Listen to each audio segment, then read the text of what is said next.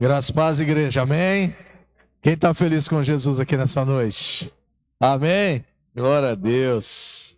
Que tempo precioso, né, queridos? Que nós temos o privilégio de compartilhar como igreja aqui cada domingo tem sido especial da parte do Senhor. E hoje eu tenho certeza que não vai ser diferente. Mas existem alguns dias que não são especiais, são diferentes da parte do Senhor. Eu creio que existem alguns dias que Deus quer fazer algo diferente conosco.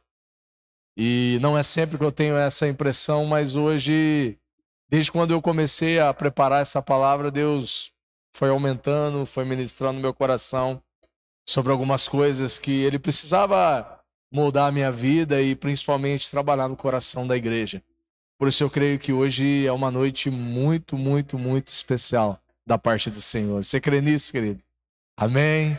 Eu creio que tenho certeza que Deus trouxe você aqui nessa noite, não por um acaso. Deus escolheu essa noite, esse dia 27 de outubro de 2024, para trabalhar o nosso coração, para moldar a nossa vida.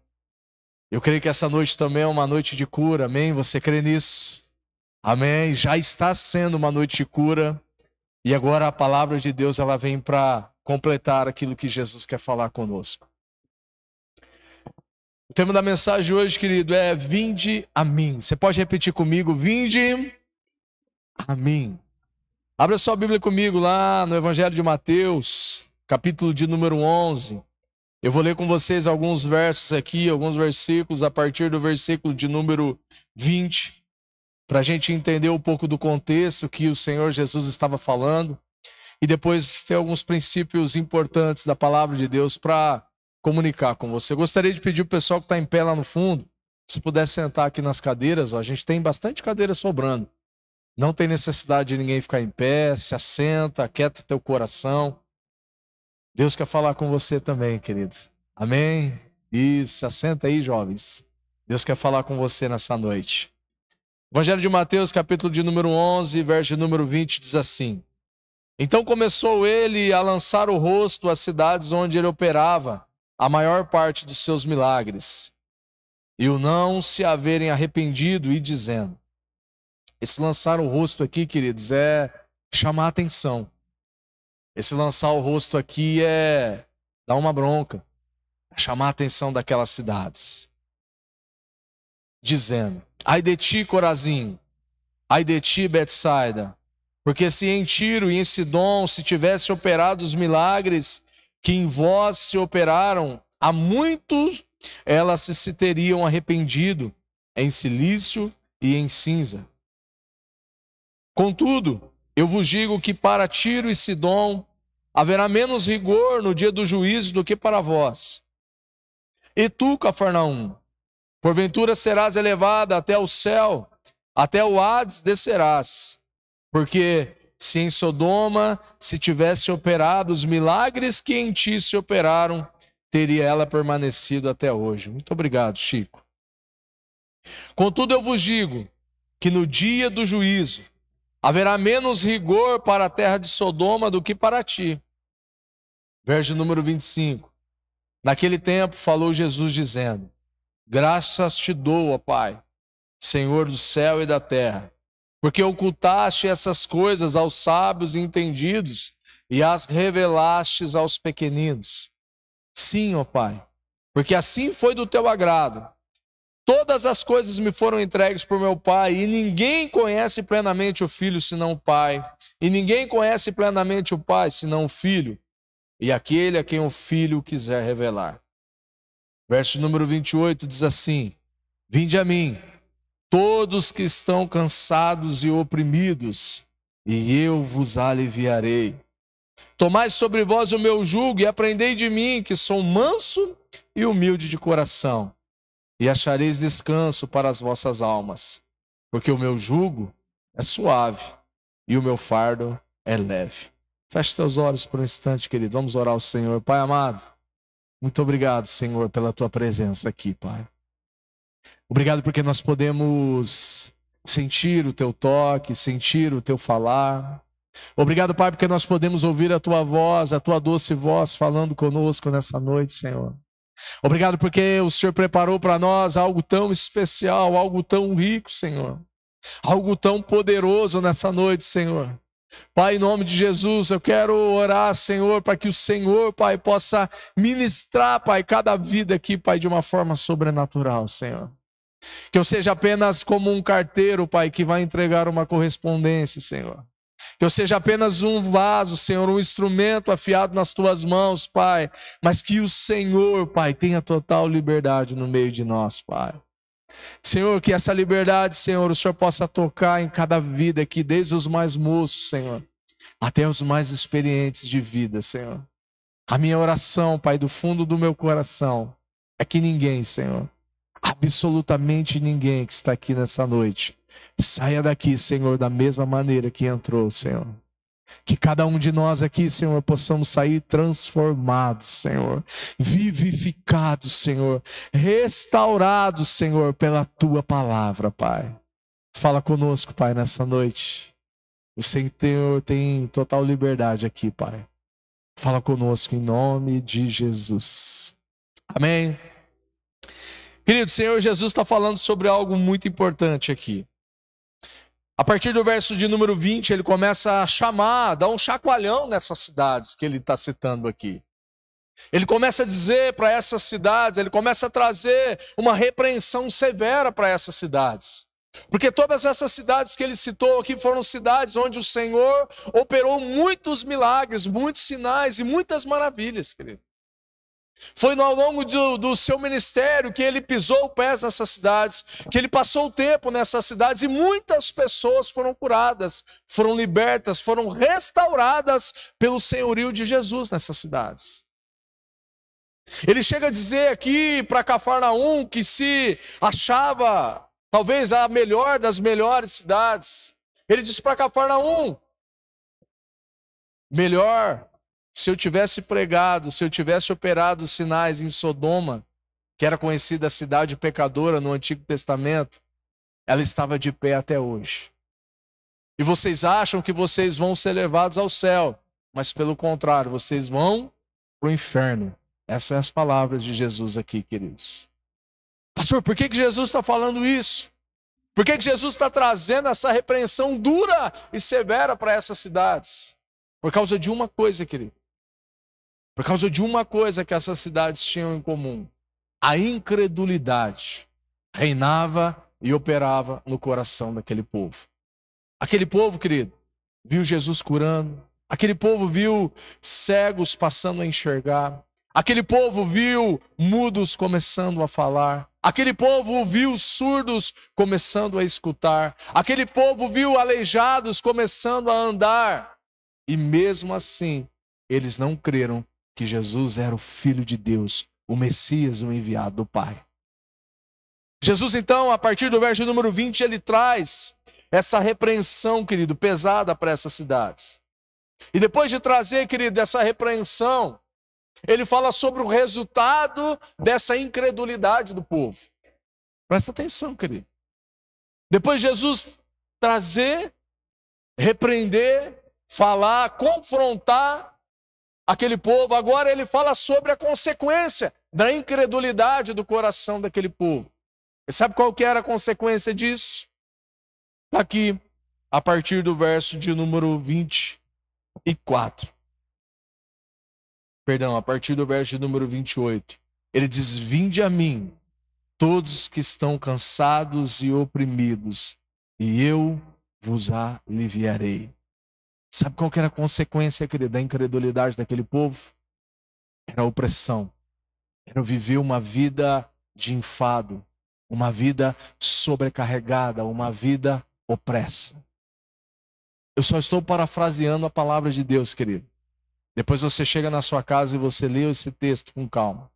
Mas eu quero compartilhar algo com vocês nessa noite, querido. 3 princípios importantes que Jesus ele quer falar conosco aqui. Mais do que repreender aquela cidade, Jesus agora, ele já tinha repreendido. Agora ele estava fazendo um convite para aquele povo. Repita comigo: um convite do céu. Esse convite, querido, não era para aquele tempo apenas. Esse convite, ele perdurou durante gerações. Esse convite, ele perdurou durante séculos no meio da tua igreja, até chegar a nós no dia de hoje e nessa noite. Amém? O mesmo convite que Jesus fez para aquele povo, querido. O mesmo povo que muitas vezes deixou de crer, deixou de acreditar no senhorio de Jesus. Muitas vezes nós nos encontramos da mesma forma. Ou antes de o Senhor nos achar, ou antes do Senhor nos encontrar, talvez nós éramos piores do que aquele povo. Mas existiu um convite onde Jesus nos atraiu para perto dele. Amém? Onde o Senhor Jesus, com laços de amor, a palavra de Deus diz, ele nos atraiu para perto dele. Você pode dar uma glória a Deus por isso? Glória a Deus! Eu quero falar sobre 3 aspectos desse convite de Jesus. Diga comigo, vinde, tomai e aprendei. Esses são os 3 aspectos do convite de Jesus para nós, querido, para mim e para você nessa noite. Aleluia! Olha o que a palavra de Deus aqui, o primeiro convite é vinde a mim. Verso de número 28 do capítulo de número 11, Jesus diz assim, vinde a mim todos que estão cansados e oprimidos, porque eu vos aliviarei.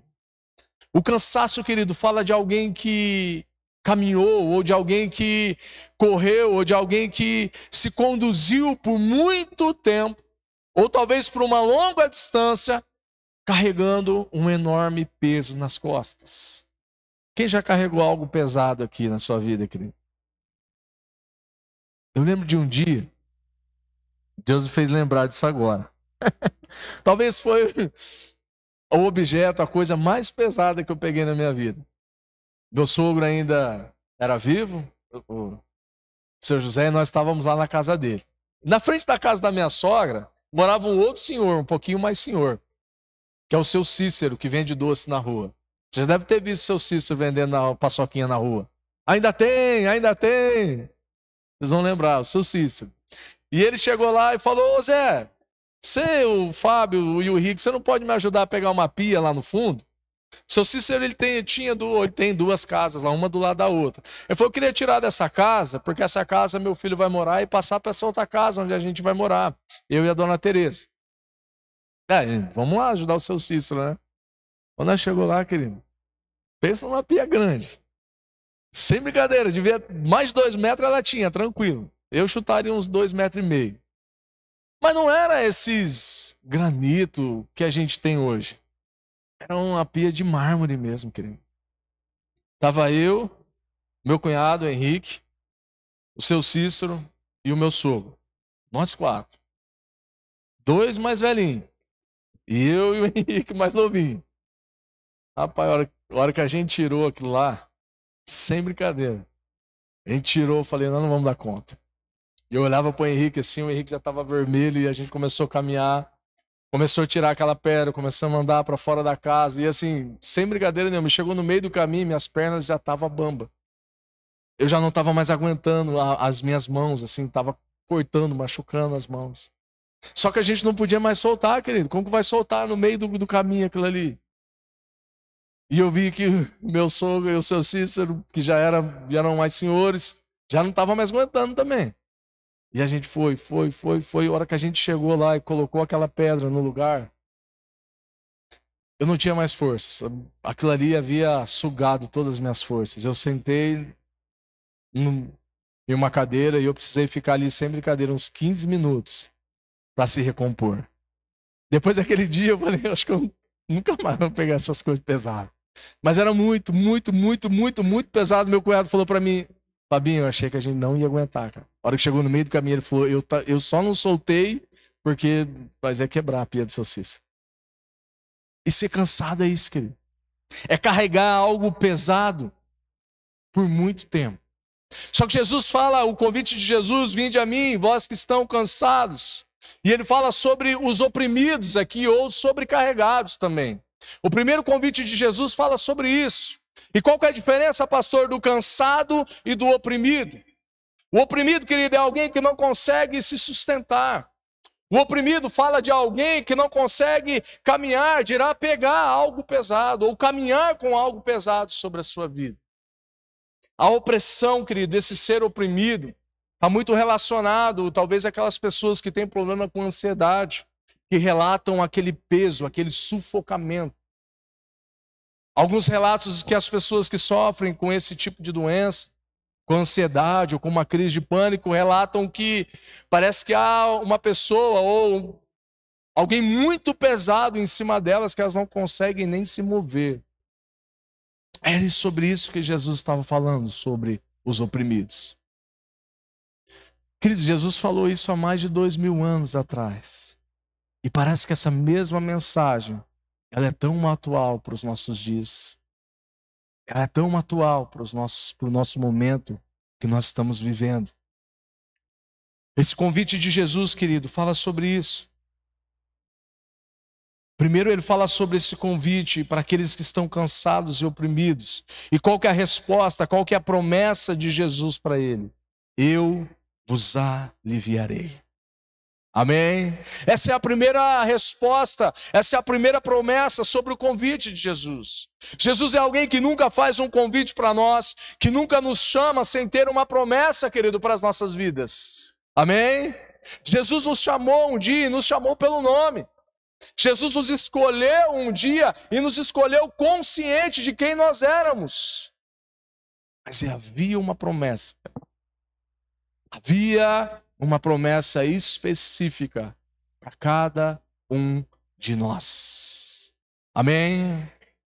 Nós vivemos essa promessa ou não? Vivendo ou não, existe uma promessa específica para cada um de nós aqui. E Jesus sabia disso quando ele nos chamou para perto dele. A promessa dele para todos nós era uma promessa de trazer alívio, querido. E o alívio é bom demais, sim ou não? O alívio é ótimo, querido.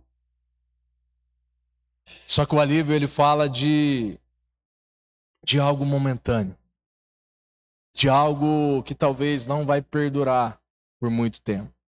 O alívio fala talvez de problemas momentâneos, como uma enfermidade. É algo que nós vamos passar, mas em nome de Jesus nós vamos vencer, amém? Porque o nome de Jesus é maior, querido, que toda e qualquer enfermidade. Aleluia! O nome dele é maior do que toda e qualquer enfermidade. Então nós passamos por essa enfermidade. E glória a Deus, em Jesus nós somos curados. Ou nós já fomos curados. Aleluia! Essa é uma das promessas dele para nós. O alívio também fala de talvez de um problema financeiro. De uma crise financeira que todos nós, talvez um dia já passamos, talvez uns mais, talvez uns menos, talvez uns de maneiras diferentes, de formas diferentes, em momentos diferentes da nossa vida. Mas o que nós buscamos é um alívio para aquela dor que nós estamos sentindo. Alívio também fala de talvez de uma crise no relacionamento. Quem é casado aqui? Levanta uma das suas mãos. Oi, glória a Deus, nós temos um bom número de pessoas casadas aqui. Quem nunca passou, querido, por algum problema no casamento? Quem talvez não passou por alguma crise ou algum momento difícil no seu casamento? Sem exceções nenhuma, querido, todos nós passamos por momentos difíceis, mas nós passamos e nós vencemos em nome de Jesus. Amém?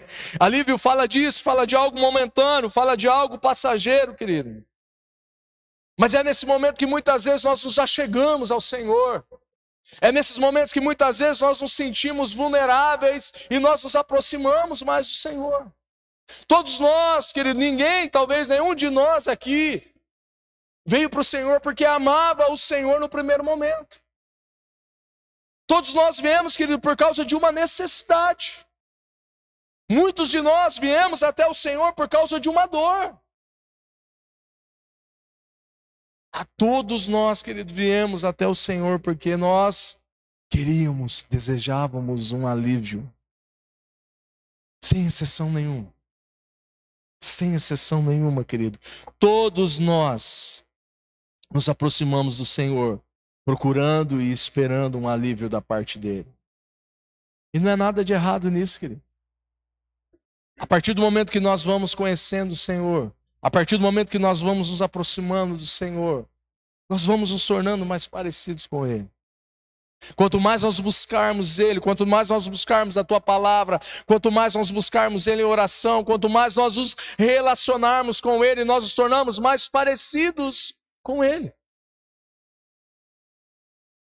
Aquilo que talvez nós só desejávamos um alívio no primeiro momento, Ele trouxe o alívio para nós. Mas nós não podemos parar, querido, só nesse primeiro estágio. E sabe qual que é o problema, querido, de algumas pessoas? É que eles buscam um alívio no Senhor. Eles encontram um alívio do Senhor, mas eles não conseguem passar para o segundo estágio. Eles buscam a cura de uma enfermidade. E eles são curados, de verdade. Só que eles são curados e eles voltam à velha vida que eles viviam antes. Muitos procuram talvez uma solução para o seu casamento, para uma crise de relacionamento que ele está vivendo. E o Senhor traz o alívio, traz a cura. Resolve aquele problema, querido, momentâneo na vida do casal. Só que muitos não permanecem, muitos não conseguem caminhar, muitos não conseguem permanecer no Senhor, queridos.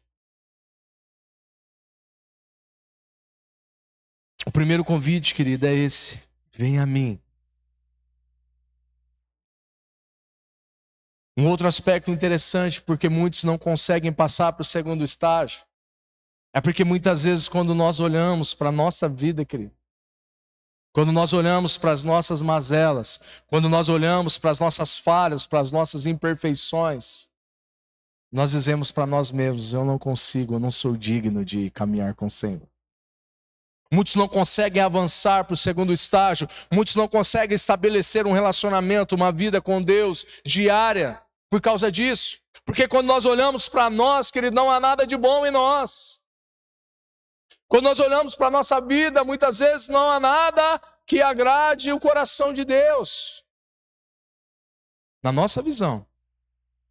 Mas glória a Deus, querido, que Deus não vê como nós vemos. Amém? Um amém aí, querido. Glória a Deus que Jesus não olha para nós da mesma maneira que muitas vezes um dia nós olhamos para nós. Quem nunca olhou, querido, para si mesmo e disse: eu não consigo. Eu me lembro no início da minha caminhada com Deus, a pastora Tânia, ela se batizou primeiro que eu. E aí ela falava: você não vai batizar? Eu falava: não, tem umas coisas ainda que eu preciso mudar em mim aí, que eu não... Tem umas coisas que eu falo ainda que não... sei que não agrada a Deus. E eu achava, querido, que eu ia mudar e para depois eu precisar me batizar. Só que o convite de Jesus, ele não fala disso, querido. Não fala para nós nos mudarmos, para nós nos curarmos, para nós... Não! O convite de Jesus para nós é o vinde a mim como você está hoje. É o vinde a mim como você está, como você se encontra hoje. Não quer dizer que nós vamos permanecer assim. Amém? Não quer dizer que nós vamos permanecer da mesma forma, porque a partir do momento que nós damos o primeiro passo em direção ao Senhor, a partir do momento que nós entregamos o nosso coração ao Senhor, Ele começa a trabalhar nas nossas vidas, querido. Ele começa a curar as áreas da nossa vida, Ele começa a restaurar as áreas da nossa vida. Só que muita gente não consegue passar para o primeiro estágio, meu irmão. O convite de Jesus, querido, para nossas vidas, para a sua vida, para a minha vida é: vinde a mim. Amém? Vinde a mim como você está. Só que o propósito de Deus é muito maior, querido. O propósito de Deus é muito maior do que nós podemos pensar. O propósito de Deus para as nossas vidas é muito maior do que nós podemos imaginar. Ele não quer só dar alívio para nós. Ele não quer só aliviar as nossas dores. Ele quer, querido, verdadeiramente nos colocar num lugar de descanso nele. Amém? Ele quer nos levar, querido, a esse lugar que o salmista diz: aos pastos verdejantes. Esse é o propósito de Deus, querido, para as nossas vidas. Esse é o propósito de Deus para a nossa casa, querido, é dar descanso, querido. E só tem descanso, sabe quem só tem descanso? Somente os filhos. Porque os filhos são aqueles que permanecem. Os filhos são aqueles que permanecem no dia bom. Os filhos são aqueles que permanecem no dia mau. Os filhos são aqueles que permanecem com o Senhor todos os dias. Os filhos são aqueles que rompem, querido, e continuam caminhando com Jesus, apesar das falhas, apesar das imperfeições, apesar de todas as coisas que nós olhamos para nós e sabemos que está errado. Um dos segredos da vida cristã é esse, querido, é permanecer. Só que muitos não conseguem permanecer. Muitos não conseguem permanecer no Senhor. Na primeira pisada de bola, eles desistem e voltam para trás. E vida cristã, querido, todos nós sabemos como é. Vida cristã, nós vamos errar. Hoje, amanhã, nós vamos errar de novo. Ah, pastor, quer dizer que a nossa vida é só de erro? Claro que não. Mas a nossa vida precisa ser uma vida de constante busca pelo Senhor. Lembra que eu falei há pouco, quanto mais nós nos aproximamos dele, mais aperfeiçoados nós somos, mais parecidos com ele nós somos. Quanto mais nós conversamos com ele, mais ele muda a maneira de nós conversarmos. Quanto mais nós oramos, quanto mais nós meditarmos na palavra de Deus, a palavra começa a transformar, querido, a nossa vida. A palavra começa a mudar algumas coisas que nós achávamos que nós nunca mudaríamos.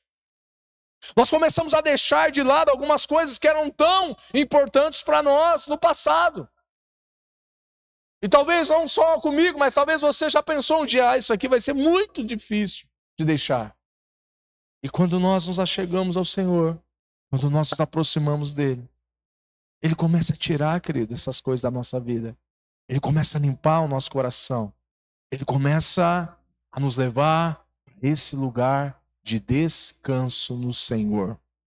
Amém? Esse é o primeiro convite para nós. Não é só de dar alívio, mas é o verdadeiro descanso. Só encontram aqueles que caminham com o Senhor, querido. Vinde a mim, querido. Sabe qual que é a pergunta dos céus que me veio nesse momento? Para onde você tem ido, querido? Quando você está cansado? Quando você está se sentindo oprimido? Quando você está sendo sobrecarregado? Para onde você tem ido? A grande verdade, querido, é que quando nós nos sentimos assim, para algum lugar nós vamos. Ou nós vamos para o Senhor, ou nós vamos para a presença do Senhor, ou nós vamos para as outras coisas, que muitas vezes nós achamos que vai aliviar a nossa vida, que vai resolver o nosso problema. Para onde, querido, você tem ido quando você se sente assim, cansado, sobrecarregado, oprimido? É só uma pergunta, querido, você não precisa me responder. Segundo aspecto que eu quero compartilhar com você nessa noite é o tomai. Diga comigo, tomai. Foi bom o ensaio, vamos de novo, tomai. Aqui a palavra de Deus no verso de número 29 diz assim: tomai sobre vós o meu jugo e aprendei de mim, que sou manso e humilde de coração, e acharei descanso para as vossas almas. O segundo convite de Jesus para nós é esse, querido: tomai sobre vós o meu jugo. O jugo, querido, para quem não sabe, era uma peça de madeira usada nos tempos bíblicos, uma ferramenta de madeira que ligava os bois pelo seu pescoço. Era uma ferramenta de madeira que era colocada em cima dos bois, para que aqueles bois eles se movessem, ou eles puxavam um arado, ou eles faziam qualquer outro trabalho no campo. Mas o interessante do jugo que era uma peça só, que era colocada sobre 2 ou mais bois, e esses bois, para eles começarem a trabalhar, eles tinham que trabalhar agora, não cada um no seu tempo, não cada um da sua maneira, mas eles tinham que trabalhar agora todos juntos, na mesma cadência, no mesmo tempo. Se um quisesse puxar para trás, querido, não dava, porque os outros estavam na frente. Se um quisesse correr mais do que o outro, não dava, porque ele estava ligado ao outro. O jugo fala sobre isso, querido. O jugo fala de união. O jugo fala sobre caminhar juntos, sobre caminhar no mesmo ritmo e principalmente na mesma cadência. O jugo também fala de compromisso.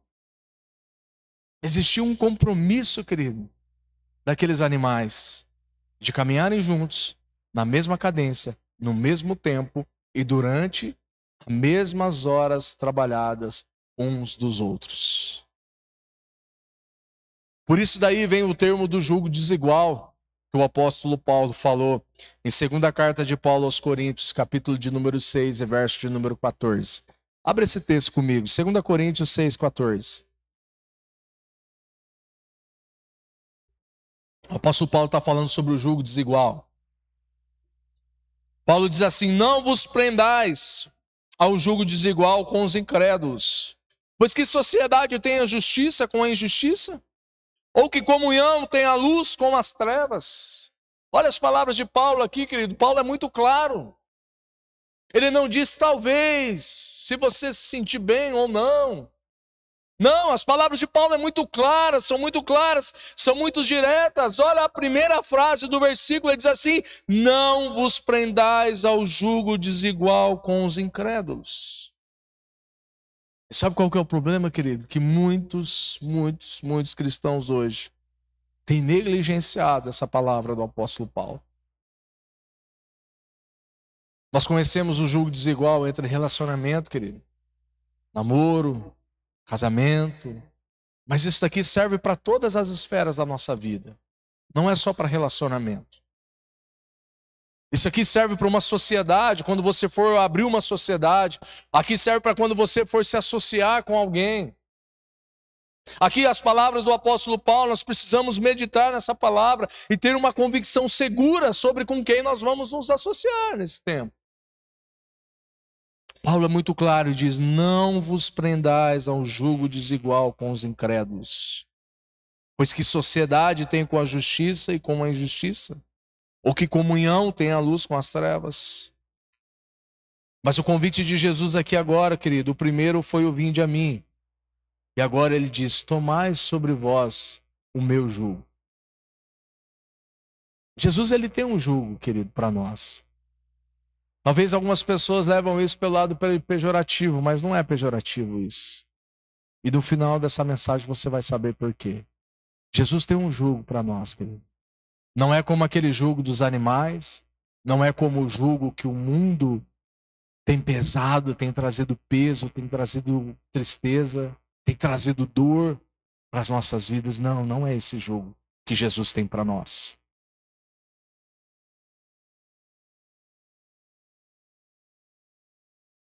Tomai sobre vós o meu jugo, essa é a proposta do Senhor. É essa, deixarmos o jugo do pecado e uma vida sem Jesus e colocarmos o pescoço no jugo de Jesus. Assim como aquele boizinho, querido, que ele coloca o pescoço lá. E agora ele já não anda mais sozinho, agora ele anda junto com ele.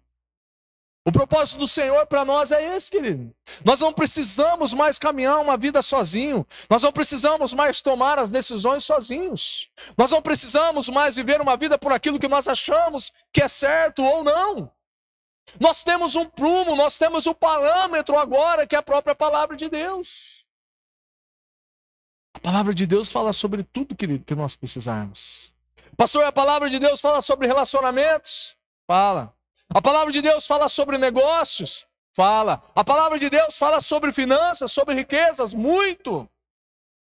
A palavra de Deus fala ser fiel? Sim. Querido, a palavra de Deus fala sobre tudo. Tudo. Tudo que a ciência está descobrindo, explicando hoje. É só você olhar na palavra. Já estava lá. Muitas coisas.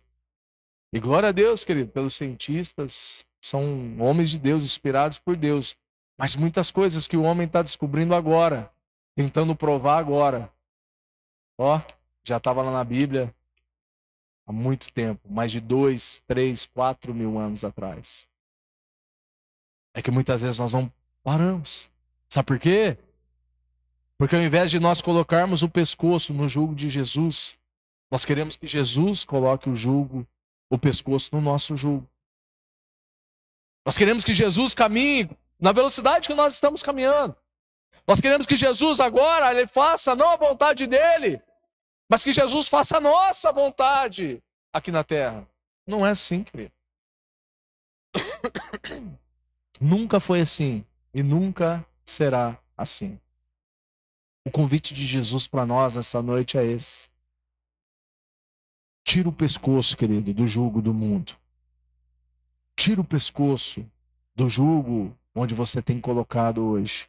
E coloque o seu pescoço no jugo de Jesus e comece a caminhar para onde Jesus tem apontado. Comece a caminhar na velocidade que Jesus tem caminhado. Comece a falar sobre aquilo que Jesus tem falado. Comece a pensar sobre aquilo que Jesus tem pensado. Esse é o convite de Jesus para nós, querido, nessa noite. Não somente nessa noite, mas todos os dias da nossa vida. É caminhar como Jesus caminha. É falar como Jesus fala. É pensar como Jesus fala. E tudo isso, Ele já disse que nós temos. Amém? Ele já disse que nós temos tudo aquilo que nós precisamos, querido. Tudo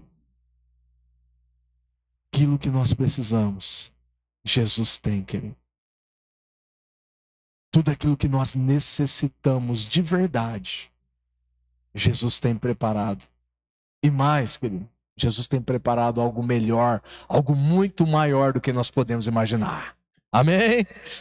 Esse é o convite de Jesus para nós, querido, de fazermos as coisas no tempo dele, do jeito dele, na hora dele, querido. Essas palavras de Jesus, que parece que são palavras para agora, para esse tempo, para nós. Sabe, porque muitas pessoas nesse tempo têm se prendido a alguns julgos, querido, que não são do Senhor. Algumas pessoas, querido, têm se prendido, querido, têm andado nessa vida cansados, sobrecarregados.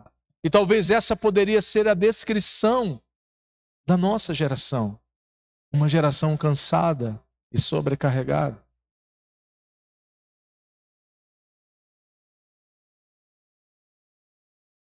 Naquele tempo, querido, o jugo que aquele povo carregava das igrejas, daquele povo que Jesus chamou a atenção, era o jugo da incredulidade. Era o jugo de ver aquilo que Jesus estava operando e fazendo milagres e não acreditar. E pelo contrário, não era só não acreditar, mas era desacreditar ou tentar tirar a credibilidade daquilo que Jesus estava fazendo. Sabe quem exercia esse papel? Os fariseus, os escribas. Eles não só não acreditavam naquilo que Jesus estava fazendo, como eles tentavam a todo momento tirar a credibilidade daquilo que Jesus estava fazendo. Por isso que Jesus foi tão firme, tão severo com eles, em toda a Bíblia. Por isso que Jesus batia forte, querido, nos religiosos, nos fariseus, nos escribas daquele tempo. Porque eles conheciam a lei, eles conheciam as escrituras, mas eles não viviam aquilo que eles conheciam. Eu já disse isso aqui, querido, e vou repetir mais uma vez para vocês. Não é sobre o quanto nós sabemos da palavra, é o quanto nós estamos vivendo dessa palavra.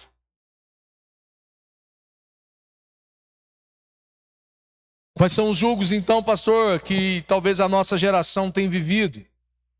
Um dos julgos que muitas pessoas têm vivido é o julgo da ansiedade, querido. É o julgo do medo do amanhã. É o julgo de estar ansioso, talvez pelo dia de amanhã. É o estar ansioso, talvez pelo dia, pelo trabalho que vai ter que resolver amanhã.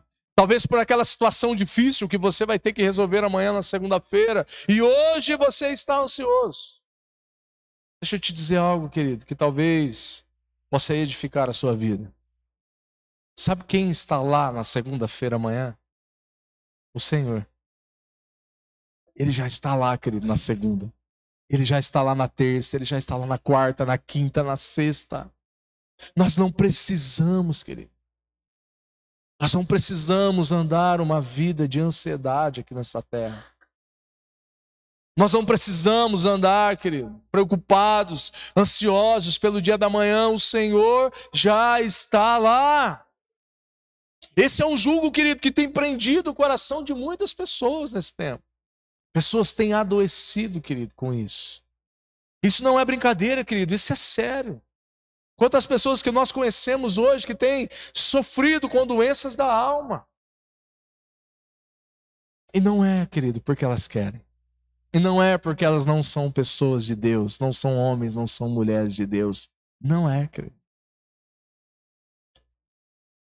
O fardo, um dos fardos também que tem pegado o coração de muitas pessoas hoje é o fardo da alta performance.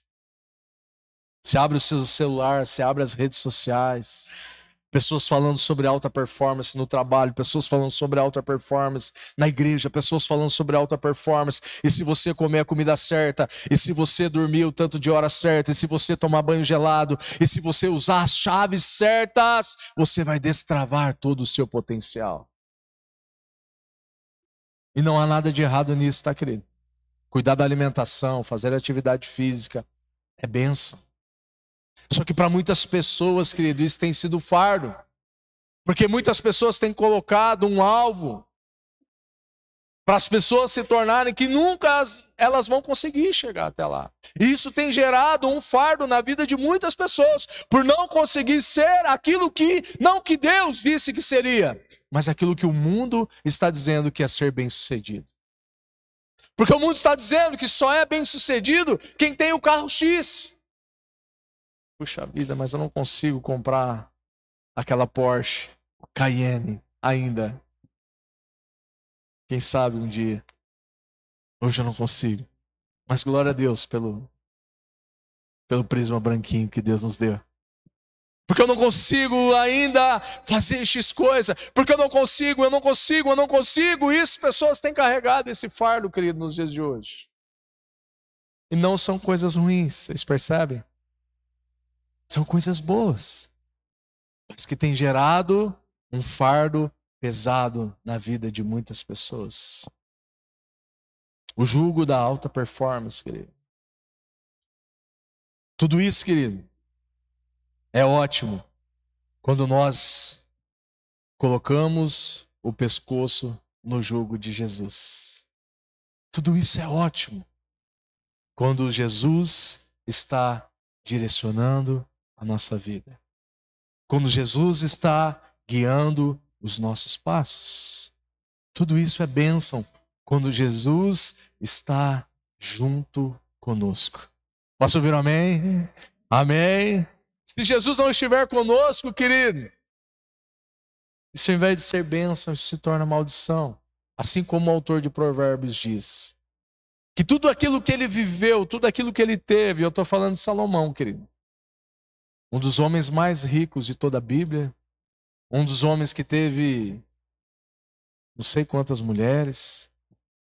Não sei se isso era bom, se era ruim, mas ele teve um monte. E sabe no final da vida dele o que ele descobriu? Que tudo aquilo era vaidade. Como se estivesse correndo atrás do vento.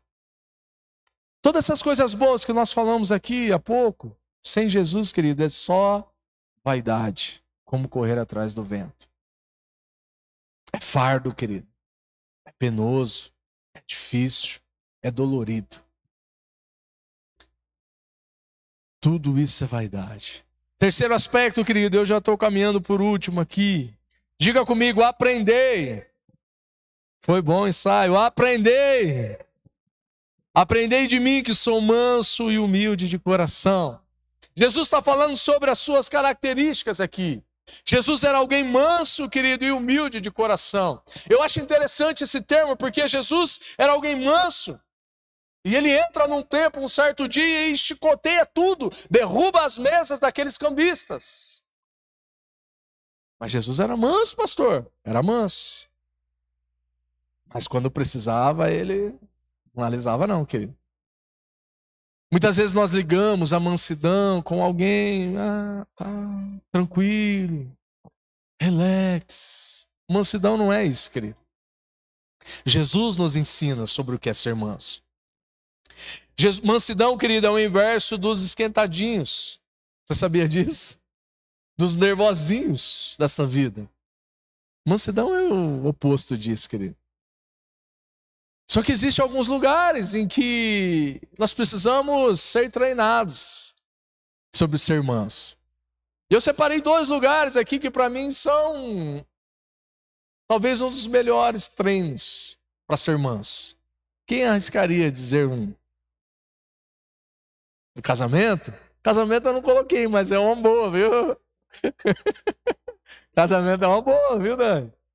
Nós somos muito treinados, querido, no casamento. Casamento é uma bênção de Deus para nós. Mas Deus trabalha no nosso coração. Eu coloquei aqui o trânsito. Esse não vai. O trânsito, querido, é um lugar abençoado. Quando não tem ninguém andando devagar na nossa frente. E pensa, querido, é eu sair de casa. Pergunta para a pastora Tânia depois. Nós saímos de casa, somente lá no bairro onde nós moramos, lá no Oásis. O povo gosta de andar devagar lá. Mas não é devagar 30, 40 por hora, não, querido. É devagar mesmo, a 15 por hora. Passeando, tá. E aí Deus vai trabalhando a mansidão do nosso coração. Quando alguém passa, dá uma fechada em nós. Quando uma moto de algum entregador cruza na nossa frente. Nós precisamos trabalhar, querido, a mansidão. E pensa num lugar, querido, que é campo de treinamento da nossa mansidão, é o trânsito. Deus está trabalhando, querido, os nossos corações todos os dias no trânsito. Amém? Fala um amém aí, querido, amém? Deus está trabalhando nos nossos corações. Um outro lugar aqui que eu acho muito interessante, que Deus trabalha no nosso coração, para os homens vai ficar mais fácil, que é o futebol. Sim ou não, homens? Sim. Ah, mas eu não gosto de futebol. O esporte em si, querido, é muito interessante. Quando Deus trabalha no nosso coração. Ah, pastor, mas eu não sou competitivo. Isso é conversa, querido. Todos nós. Se você entra lá para brincar um vôlei, lá com o pessoal da igreja, olha que gostoso, lá no dia da família. Você entra lá para jogar um vôlei lá. Todo mundo quer ganhar, querido. Isso é verdade. Todo mundo quer ganhar, todo mundo quer fazer ponto do outro lado. Não tem ninguém que fala, ah, eu quero perder, vou jogar a bola para fora. Não tem. Todo mundo quer ganhar. O futebol é muito interessante, querido. Sabe por quê? Para mim faz muito sentido. O futebol, o esporte em si, ele trabalha muito dentro do nosso coração em várias áreas. Talvez se você tem algum filho e está tendo algum problema com seu filho, o esporte é um excelente caminho, querido. Seja ele qual for. O esporte nos ensina muitas coisas que nós não aprendemos em outros lugares. O esporte ensina coisas para a vida, querido. Porque Jesus trabalhou no meu coração, querido, dentro do esporte. Eu era alguém briguento, reclamão. Eu era um homem da boca suja. E Deus foi trabalhando ao longo do tempo. Quando eu jogava profissionalmente, eu chegava em casa, até no começo da caminhada com Jesus, e a Tânia: por que você falou aquilo lá? Coisa feia. Aí eu, meu Deus do céu. E aí Deus foi trabalhando. Eu era tão, querido, tão competitivo que no treino eu brigava com os meus colegas. Eu não brigava com os outros, eu brigava com os meus colegas. O Chui tá dando risada ali. Brigava com os meus colegas, com os amigos, querido. Do mesmo time. Por quê? Porque queria ganhar, queria fazer as coisas certas. Mas era Deus, querido, trabalhando a mansidão dentro de nós. Existem várias outras áreas que nós poderíamos citar aqui. Você sabia que a igreja também é um excelente lugar onde Deus trabalha a mansidão dentro do nosso coração?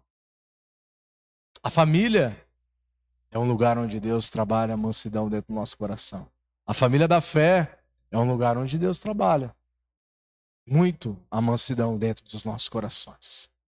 A promessa de Jesus aqui, querida, a terceira promessa é essa: aprendei de mim, que sou manso e humilde de coração. Aquilo que muitas vezes, querido, nós achamos que está nos atrapalhando, são apenas algumas paradas específicas para que nós colocamos o pescoço no jugo de Jesus. Algumas situações no trânsito, alguns atrasos, no nosso ponto de vista, são apenas algumas maneiras de Jesus estar colocando o jugo dele à nossa disposição e dizendo: põe o pescocinho aqui, filho. Deixa eu guiar a sua vida. Você está muito nervosinho. Põe o pescocinho aqui. Você está muito reclamãozinho. Põe o seu pescocinho aqui. Deixa eu andar com você. Deixa eu te ensinar. Deixa eu ensinar você como que se deve viver. Deixa eu ensinar você como se deve falar e tratar com as pessoas. Deixa eu ensinar você como se deve tratar a sua família, sua esposa, os seus filhos. A todo momento, querido, Jesus está nos oferecendo. A todo momento existe um espaço no jugo de Jesus para nós. Amém? A todo momento, em todas as situações, em todas as circunstâncias.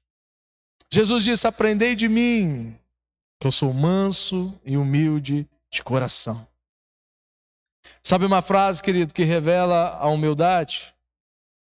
Talvez uma das que mais revela a humildade. Eu não sei. Nós vivemos em um tempo, querido, que as pessoas querem que a gente tenha a resposta pronta para tudo.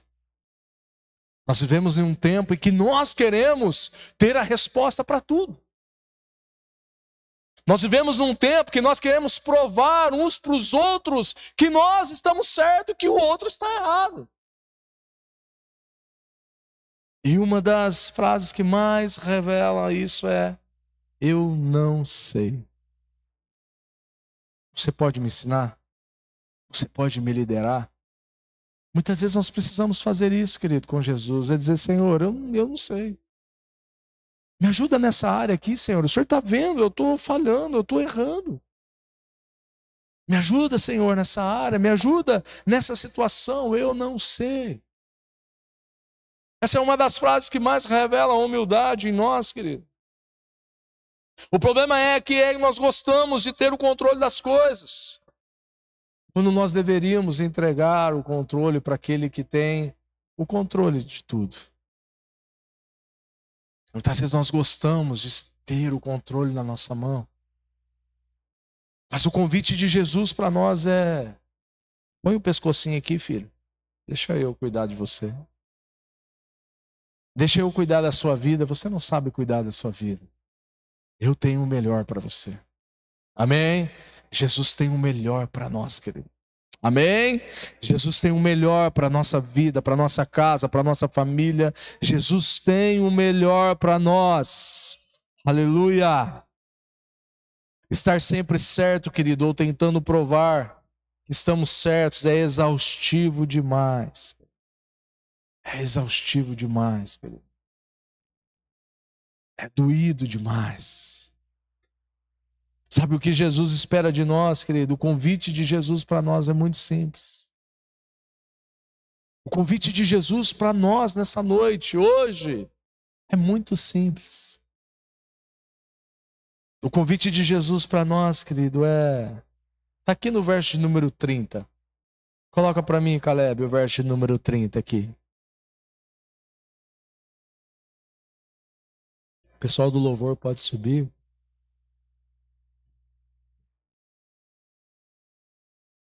Apareceu ali? Vamos ler juntos? 1, 2, 3. Porque o meu jugo é suave e o meu fardo é leve. Você pode se colocar em pé? Esse é o convite de Jesus para nós, querido, nessa noite. Muito mais do que aliviar, querido, as nossas dores, aliviar as nossas tensões do dia a dia. Jesus está convidando: vinde a mim. Venham a mim, vocês que estão cansados, oprimidos, sobrecarregados. Jesus disse: eu vos aliviarei e vos darei descanso para as vossas almas. Jesus tem um lugar de descanso para nós, amém? Mas o convite dos céus, querido, para a minha e para a sua vida nessa noite, está aqui no verso número 30. O meu jugo é suave. O jugo do mundo, querido, é um jugo pesado. O jugo do mundo é um jugo de dor. O jugo do mundo é um jugo de prazer momentâneo. Mas o jugo de Jesus, ele está dizendo aqui, o meu jugo é suave. O fardo do mundo, querido, é um fardo pesado. O fardo das preocupações, o fardo dos problemas, o fardo das consequências do pecado, são doídos, querido, são doloridos demais. Por isso o convite de Jesus para nós nessa noite é esse, querido.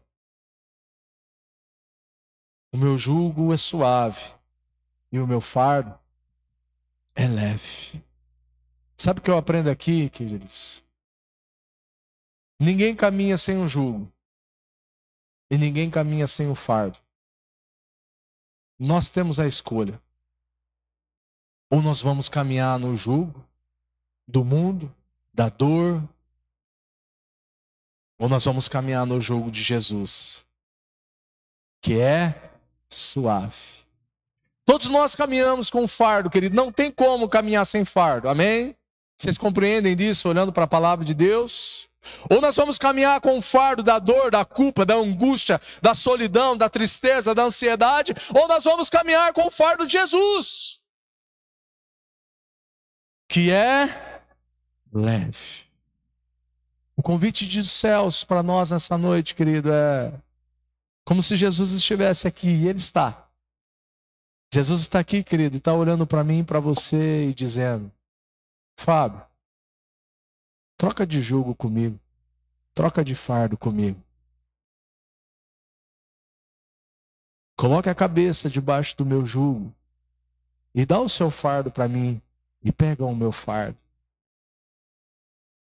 Gostaria que você fechasse os teus olhos, querido, nesse momento.